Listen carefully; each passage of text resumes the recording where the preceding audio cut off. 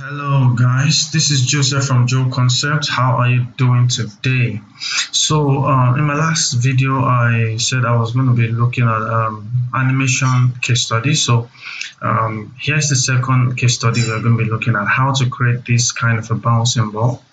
That is what this tutorial is going to be about. So we're going to look from start to finish how we're creating this setup, having all different deformers added to it, and then having it rotated and also moving. We're going to start from the basics, then going all the way to adding the layers of animation to it. So that is what we're going to be looking at. Before we get into the tutorial, I would like to urge you guys to please like my videos and share them because it helps me. And also, if you're new to my channel, please do subscribe because I do tutorials like this every day. So without any other thing, let's just get into the tutorial. Okay, I'm going to start by creating a sphere object. So this is some objects, and also I'm going to just make these segments, increase the segments a bit. So just make this 32. Okay, let's go 48, and that's fine. I think this is good. I'll move this up and create my floor object. So what I want to do is make sure this guy is okay. So we're having this in meter, so I'll just go back to change my preference, so that I'm going to have an actual I actually want to work in centimeters. So I'm going to go over to my unit setup and then change from my unit display from meters to centimeters. So that's just what I need to do. You notice what I have here now. I will go with that value. Yeah, I just want to be seeing my values in centimeters. Let's see if I make this 50, and for me to move this on the ground, I will go to my sphere and go to the coordinates, change my y offset. So if we have the radius to be 50 centimeters, and I want this guy to be directly on the ground, so what I need to do is just change this to 50 exactly, and then it's going to be on the ground. All right, so the base is going to be on the ground at 50. So that's that. Another thing I'm going to do is I want to create all my setup before I start doing anything. Okay.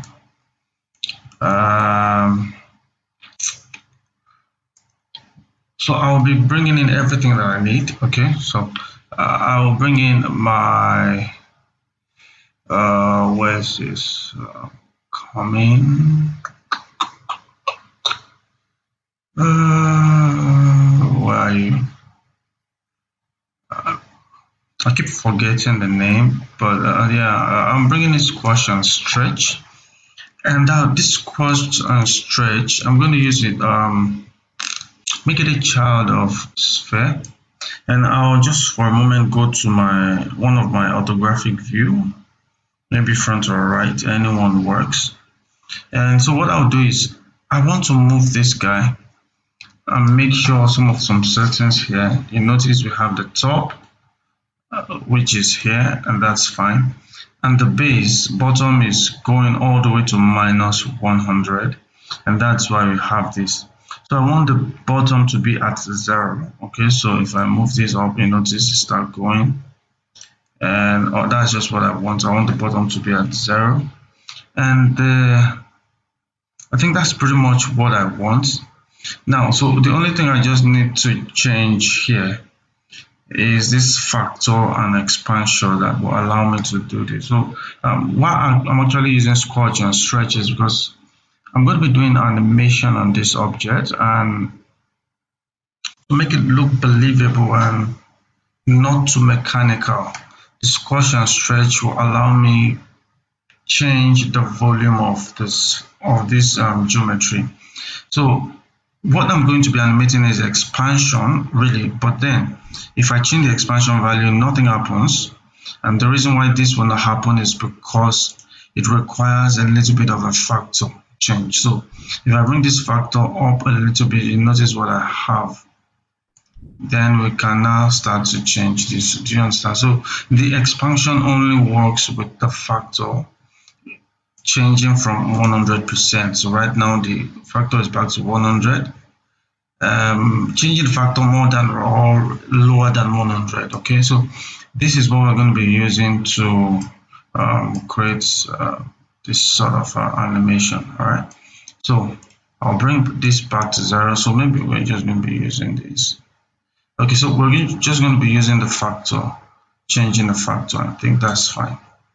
All right, so I'll go back to my perspective view. So let's start making up the animation. So what I want to do is I want the animation, the bounce, to start from a particular position and then moving down. Okay, I'll still go back to my front view, and then I will move this sphere. So you notice another issue is that my sphere, I want to have a value that will make sure the object is, I'm having an actual value from the ground up. So what I will do is I will create a null object, make sure the null object is on the ground, and put my sphere into that null object. So this becomes my sphere controller. So this is what I'll be animating, this sphere controller. That's what I'll be animating. So I'm not touching this geometry. So you notice now that I have this guy. I can move from 0 to a particular value and back and forth, and that's good. So what I'll do now is I'll move this guy way up all the way to this place. So let's just try, let me see.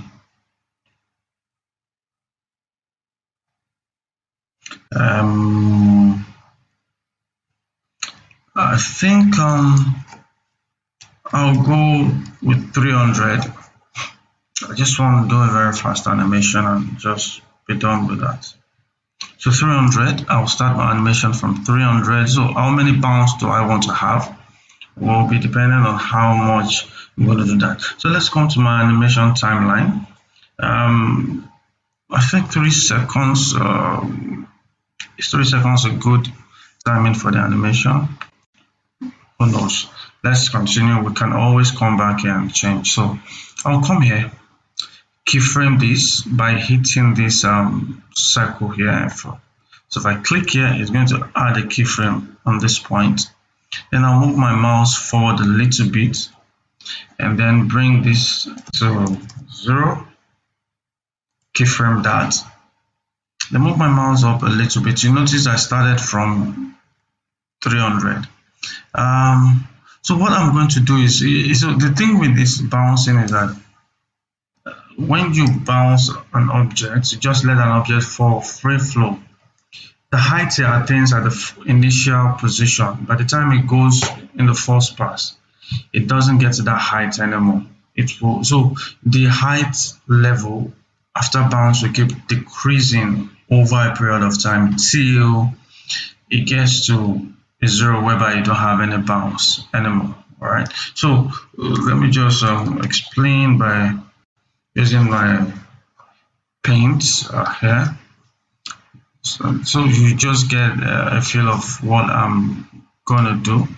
So I have this brush, and let's change this size here. So I have an object falling from this position. So let's just assume this is the ground level. So if this object falls the first time, look at this level here. Once this object falls this time and it bounces, it doesn't get to that level. You have something like this, you have something like this, you have something like this, till it gradually fades off. So this is the kind of animation I'm trying to look at. So you notice anytime an object falls, it doesn't go back to that initial position. It's always keep changing position, and the position it changes reduces over a period of time till it gets to a point where you have your position n, which is gradually on the ground. So that's what I want to do. So at this position I already had 300, so what that means is the next time I'm bouncing up, it won't attain that 300. So maybe this will be like 200, and maybe that will be 150, so on and so forth. But the value you choose doesn't really matter. Just look at the ones that works well for you, and that's fine.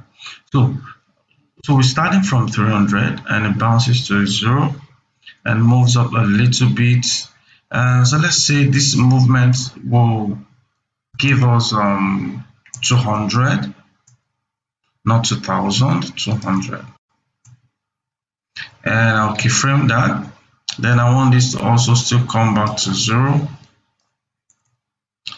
Keyframe that. Then I'll bounce off again. I'm still coming back to these keyframes to move them around, so just note that. And we can see maybe we're going 80. Should we go 100? Okay, so 100 is fair enough. So come back here and move this to 0, keyframe that, move this up. Let's say this is going to be 40, keyframe that, move this to 0, keyframe that, and from 40, so let's say this will be 10, keyframe that, and come all the way down to 0. And I think we just stop at that position. Okay, because we're actually, so if I play through, I have this. Okay, you see what is happening. So the thing is, so this is actually a good start, though it doesn't really look natural. I'm still having a little bit of more of an artificial feel here. So I'm going to come back here and start looking at the timeline. So the same way as I am trying to create that transient change in the, so let me change this color. So the same way I'm trying to create that transient change. So let's start from this page here. So the same way I'm trying to create this transient change for the bounce level, I also have to do the same thing for my position. So the same way as I'm trying to create this transient level, so I'm going to do the same thing for the position. Like I said, the position also, I'm going to be changing that position likewise. So what I'll do is, you notice the movement from here to here to here is like 5, 10, 15 frames. And 5, 10, 15, the next one would not be up to 15 frames. So maybe I'll move that to be 12, thereabout, or maybe even 10, but let's go with 12. So we have this. So once we have 12, the next one should be 1, 2. So let's say somewhere here. And the next one goes even further in and goes in. So I'll be reducing this over a period of time till everything goes closing that you can barely tell what is happening. So if I come back and replay this, all right, so that's not bad, this is fine. But then, like I was saying, I'm still having this artificial feel, and that's not good. We want to make sure that this thing has a natural fall, and that requires us to go into the curve editor rather, sorry. So I will just select the keyframed object, right click here, and I'll move to show my F curve. So if I go into my F curve, you notice what I have here. So I want to kind of simulate similar thing here. You notice we have a tight transition from this point and also here.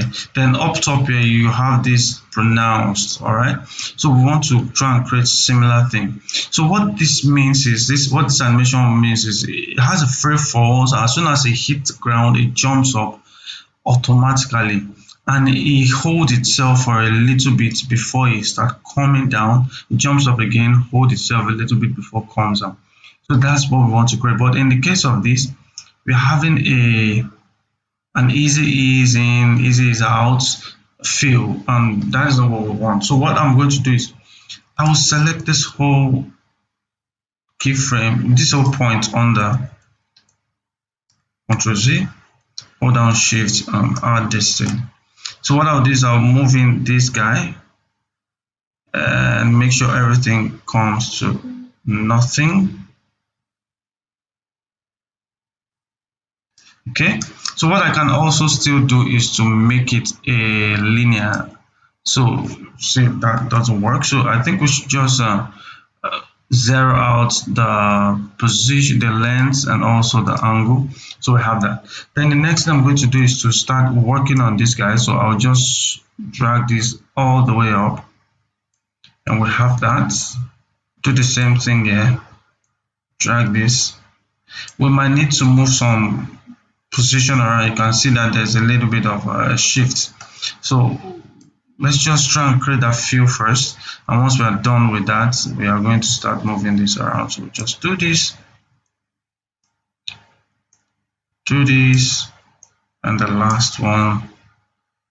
So we might need to zoom into this place, and well, by the way, I'm just scrolling.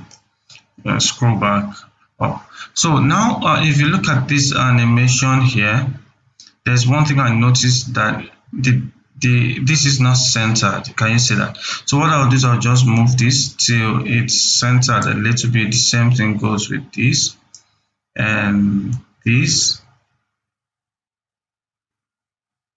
So this would never be centered. You can see if I move it, it deflects more towards here, more towards here. So what that means is I just need to move this guy one step, and so that it will give me room to center this. So by the way I'm doing this is, once I highlighted these guys here, once I highlighted this, I just use my left arrow to move it one frame to the side. Then I'll select this, use my left arrow to center this. I have that, and I think this looks nice. But the only issue I'm going to have is the height. I feel this is closer to this place, so I need to have a pronounced height change. But let's look at what we have at the moment, and that will help us know what to do. So see what we're having now. Notice that this looks more natural than we had before. You notice that? Okay, so I'm going to pause that. I'm also going to do another thing. So maybe we don't want the height to start at 300. Maybe we want it to start at 400. Okay, so we could just move this all the way to this position. So I'm trying to get that 400. So we have that.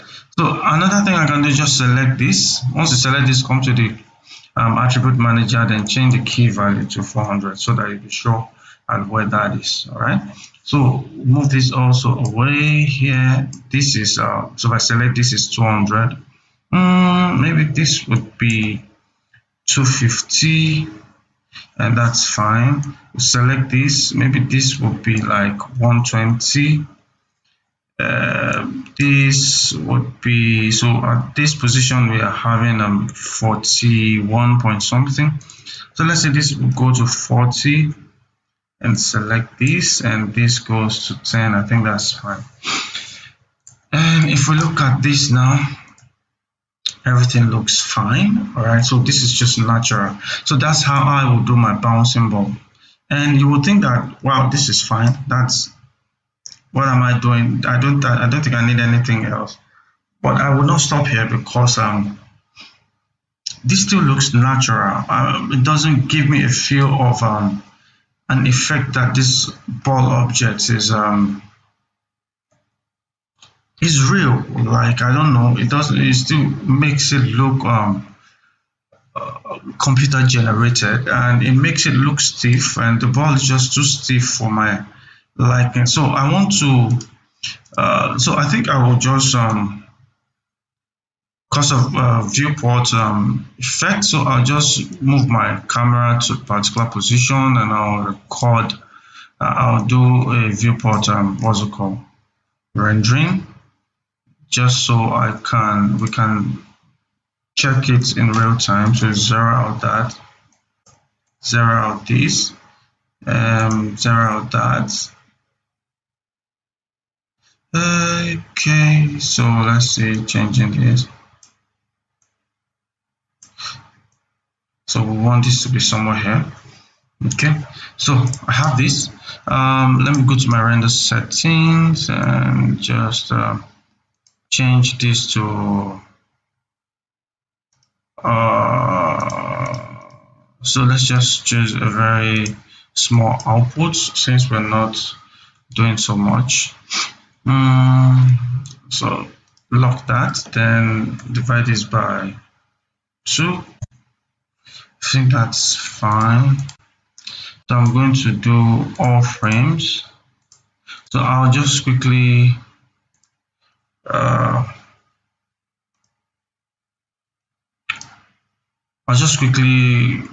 render this out so that we have something to fall back to always check while we are having our progress. So I'm not doing any special stuff thereabout. So I think if I move this close,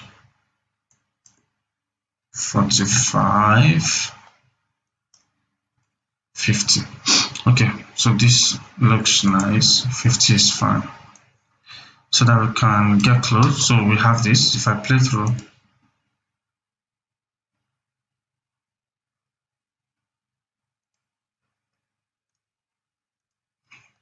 okay.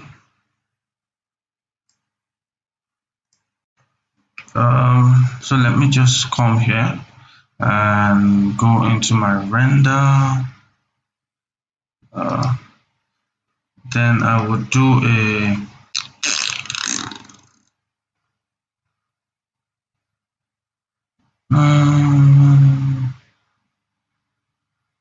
sorry, I'm trying to see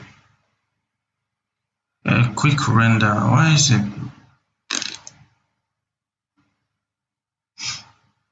Okay, so let me just hit this render button and just save that. So for some reason, I don't know why my system is lagging. So I'll just hide that.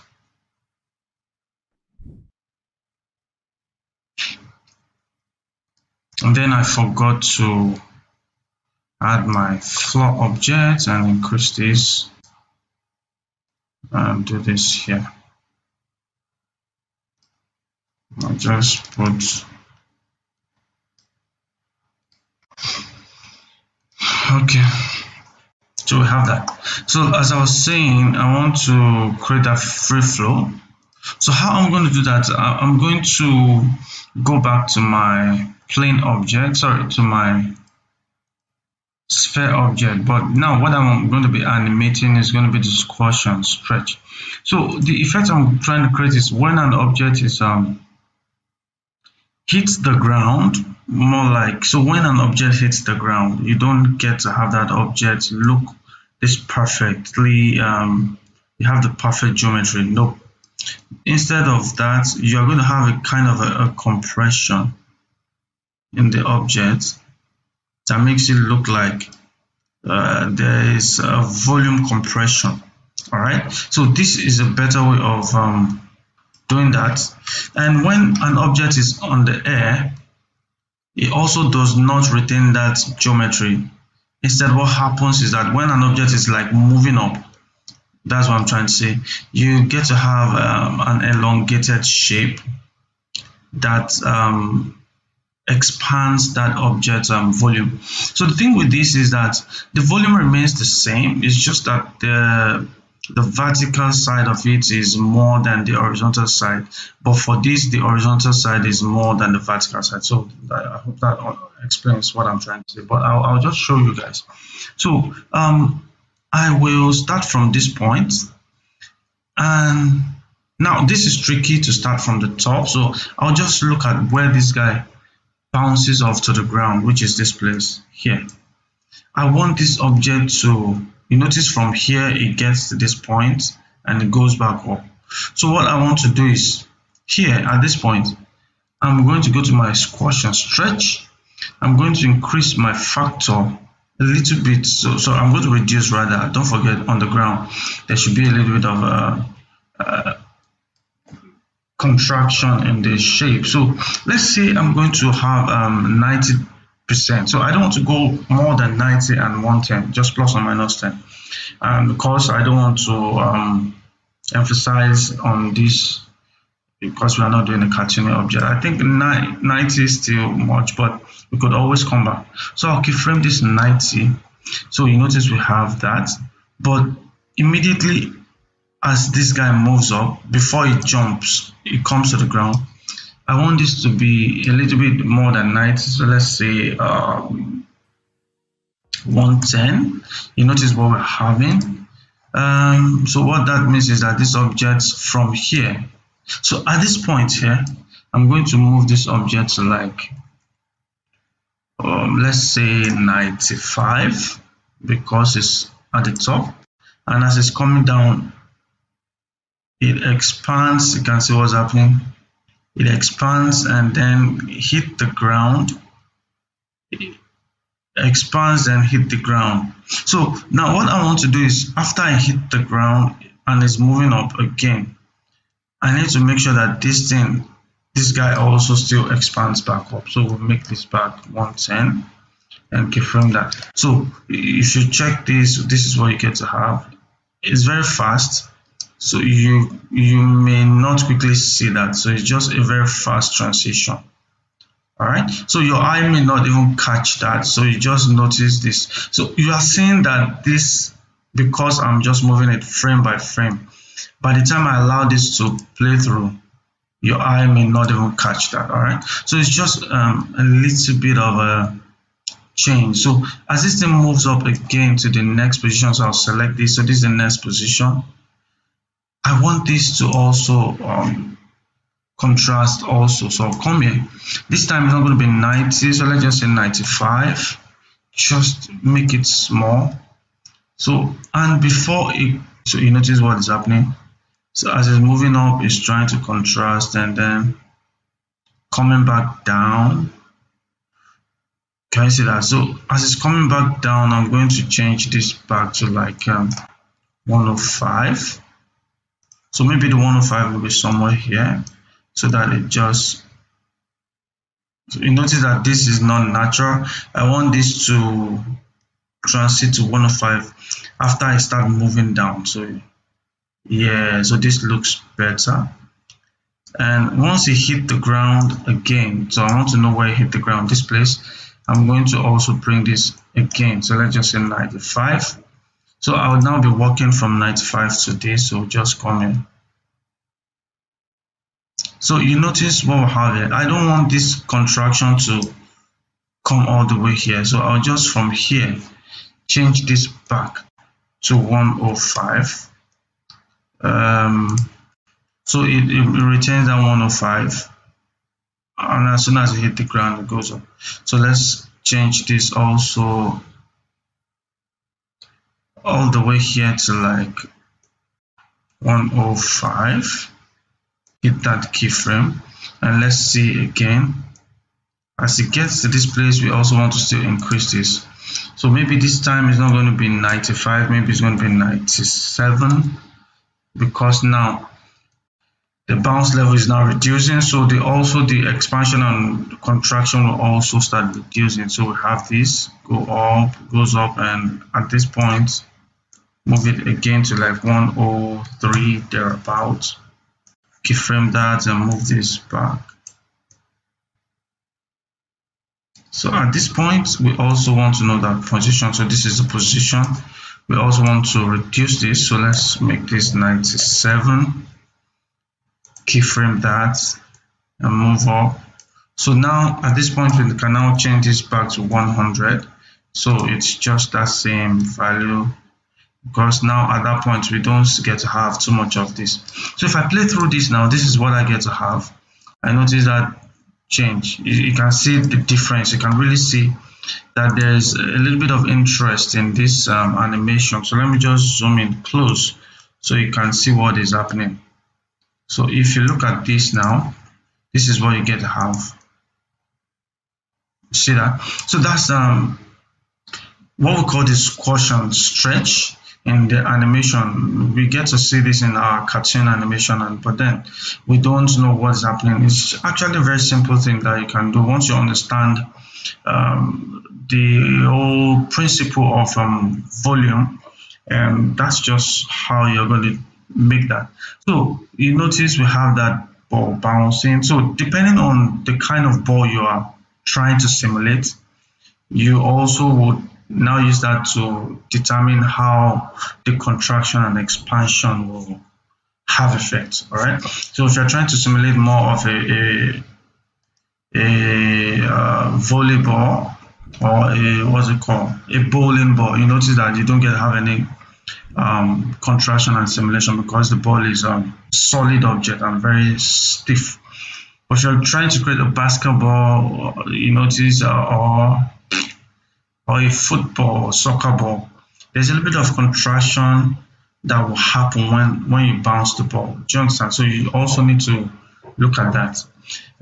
Mind you, I will say that this effect I'm having, I feel is exaggerated. All right, it was just for the purpose of training, so you understand this.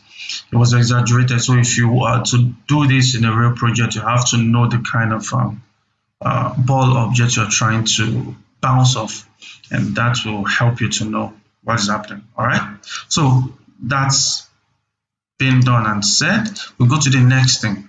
So if you are just looking for an object that bounces in the same position, I think I would call this tutorial a wrap.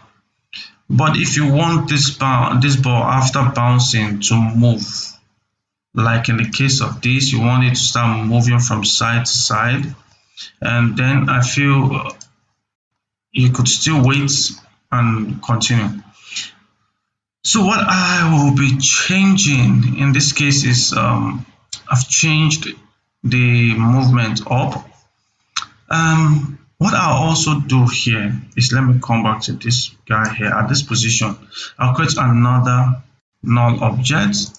I'll call this sphere movement, or we can just call this sphere position. So we know that this change. Okay, so let's just say sphere movement. We'll come here and make it a child of this new null. So the reason is because I've already created a keyframe for this. I do not want to animate this anymore, so I just want to have a fresh animation for this guy. So we have this. Okay, so this is what we have. So this is what we're going to be animating. All right, so at this point we want this sphere to be here, and as this sphere bounces off to this position. Okay, so what I will do again is I'm going to create another keyframe and another null. Sorry, I forgot. I need two nulls. So I will create another null. I'll call this sphere rotate. So I'm going to make this a child of make the controller a child of the rotate, and make the rotate a child of the do we actually need this? I don't think I need that, except if I don't want to do anything on this guy. But I can actually use this to rotate. And do you know why I'm doing this? Is because I need the rotation to be at the center of the geometry, so because that's where I'm going to be rotating from. So that's why I'm having that. So I'll use this sphere to rotate. I'll just leave this here. So at this position, I want this sphere to be here. So, and the movement I want is the X movement. Okay, that's what I want to keyframe. So I'll keyframe this at 0. Go back to this point, is at 15. Then go back to the movement I want this to be somewhere here. So let's just hold down shift and see a value. So I think 300 should be fine. And I'll keyframe that. And look at the new position, it goes up. So what that means is I'll come here and change this up again. Sorry about that. So here I will come back to this place and move this all the way here. So let's just say this is going to be like 450. Keyframe that. So this is what we're going to have. Bounces off. So I think the distance is quite too much. So let's just say this is going to be 150 or 200. Keyframe that. And at this point, after 200, we should go to like 300. Not too much, or let's just say 350.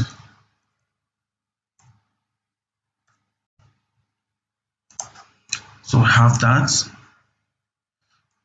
Bounces off here. Then the next position is at 35 or 36. So at this, let's say we are going to like 410. Let's maybe say 450. Keyframe that. So we have this. So we have this bouncing off.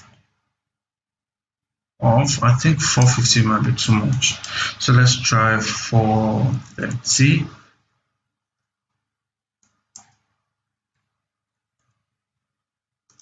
And let's look at the next position. This is the next position. So the movement should not be too much. So we at 420. So let's just say this is going to be 500. Thereabouts. What's the next position here?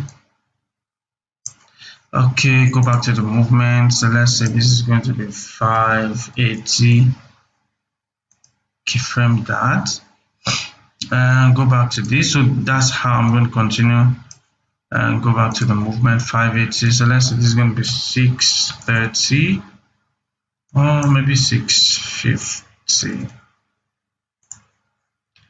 Come here to the next to know the next keyframe. So the next keyframe is here. So I'll just move this on the next keyframe. Go back to the sphere movement.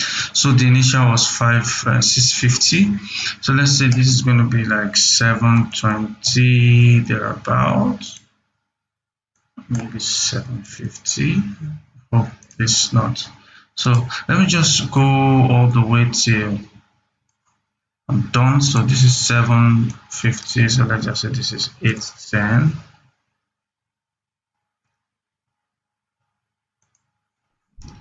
Go back here.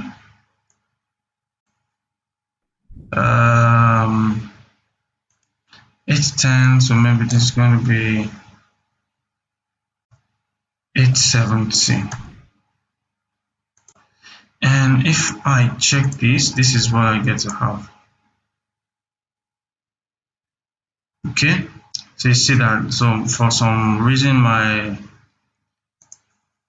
because of the recording application I'm having, so it's kind of making my animation lag. But then I'll do so you see what's happening. Oh, so something is happening there. I don't like that movement. So from somewhere here. Okay, from here. So this movement is quite too much. So I'll come back to this. At this point, this is 580.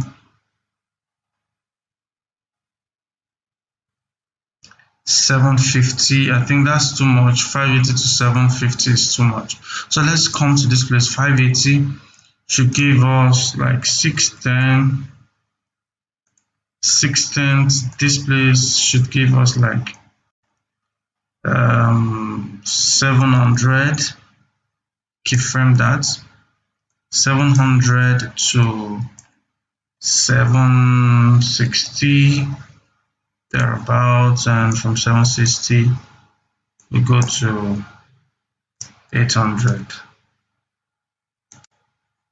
So let's see what we have. So I'm seeing some stuff here. From here, there's some this. So you notice there's a little bit of a fast movement here, and I don't want that. So from here,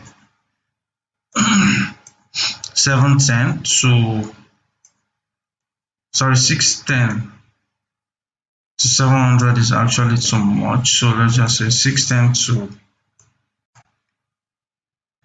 670. Fine. So you always have to come back and refine this 670 to 720, then from 720 to 760, maybe 770. Okay, so that's that. So if we check this now, okay. So my recording software again at it, so that's why it looks like it's not on the ground. I'm feeling something is not correct here. Okay. All right. But then that is that. The next thing you also notice that as this thing is coming down, there should be a little bit of rotation. You notice it shouldn't be all straight up. So what will help me with the rotation is the what's it called? So I'm even happy I have the squash and stretch. That will help me with the rotation. So I'll just go to this sphere and I'll look. So now I just need to look at where my rotation will go. So from here, I'll keyframe this. So the rotation I'm going for is not that. So 0 is not that. So it's definitely the banking rotation. That's what I want to go for. Okay. So I'll keyframe this banking at this point, and so I'm having this object as it's coming towards this position. I will change this.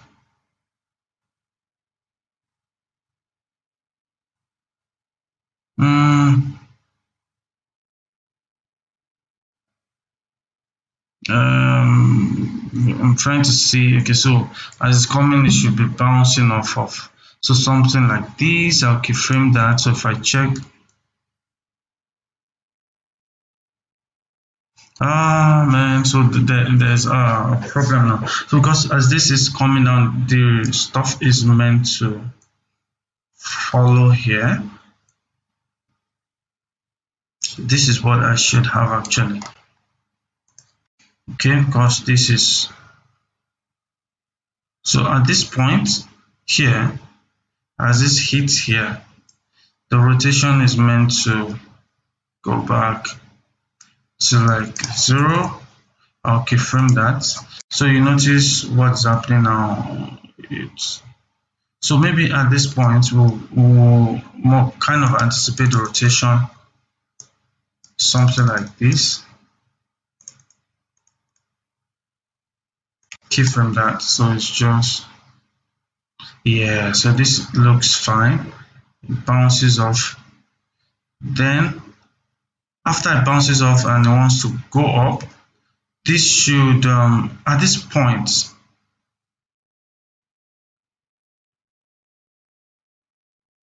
the rotation should have moved towards something like this, if I'm correct. I'm not sure, but let's see.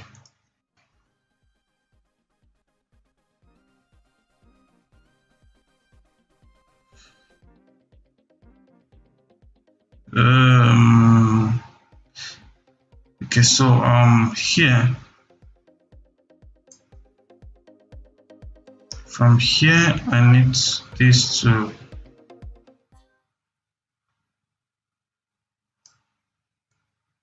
be here. So as it's coming down, I need this rotation to continue to move this way.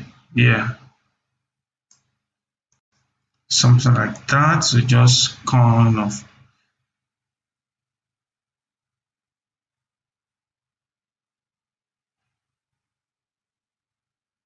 so let's say this comes here. So at this point here, where we have this squash, we need this to rotate all the way to somewhere here. Keyframe that. So I'll just be creating the movement. You see, notice the rotation. Notice. So as this thing bounces off and it's going all the way to this place, where I have a little bit of this place here. So I will also still rotate this. So you just do your rotation right till you are fine with that. So as this thing is coming down, you notice this. So I will change this rotation like this because I'm noticing elongation somewhere here. Keyframe that, and as it hit the ground, so let's move this a little bit here. So as this thing hits the ground, we'll also still change the rotation to make it look like it's on the ground, because every time it hits the ground it should go accordingly. So you notice that.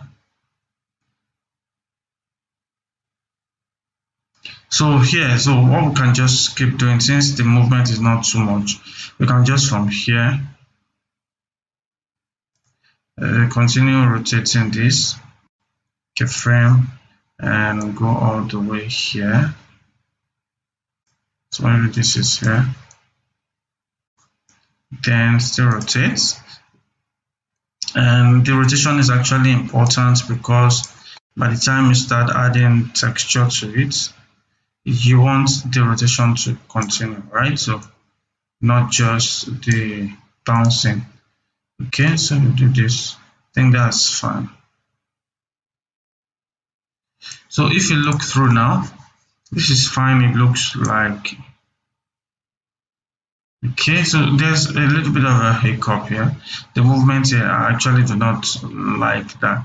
So I would have to go back to the movement and work on this part, because this part is giving me I don't really like that. Every other part is fine. It's just here. It's just from here to this place. From here, that's where my problem is. See, from this place, I have a problem here.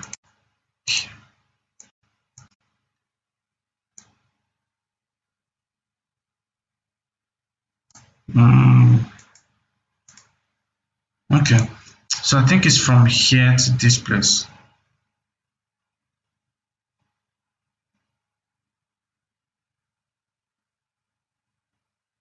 Okay, it's from here. Fine here, but it's just from between here and here. The movement is quite too much. So I'll come back.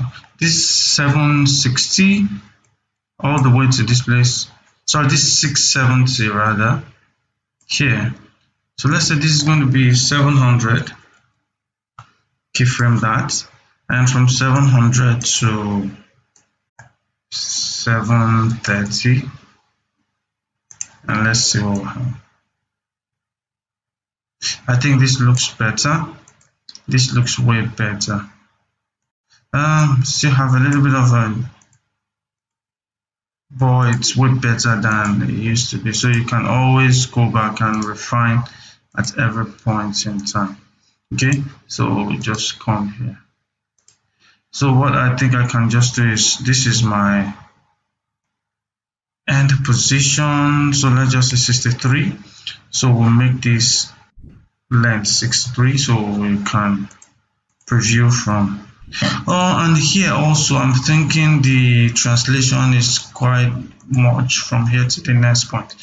What do you think? So I'm thinking the translation is actually much from here. It's actually not bad. So let's see.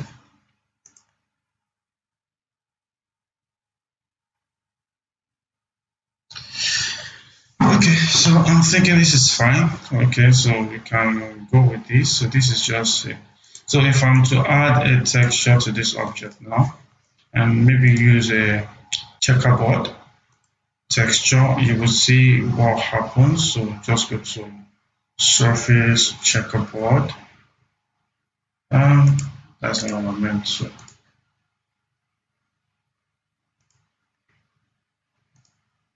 if I make this texture, so you can see the movement. I could actually also increase this. So instead of this frequency, let's just do it by 3. So I have a lot of. I actually like the fact that because I'm having a little of stretch and also stretching the texture. Okay.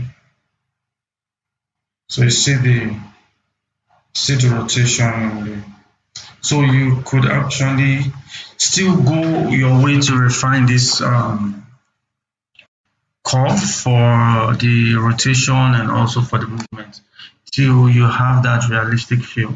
So this is just what I wanted to share with you guys, how to make this bouncing object translate from one position to another, and you could actually use this too. So I would really appreciate. I would love to see what you guys can make out of this stuff. So if you feel that this thing was helpful, please do give me a like and a thumbs up, because it helps me in YouTube algorithm. And if you're new to my channel, please do subscribe, because I do tutorials like this every time. So do have a wonderful day, and God bless you. Bye.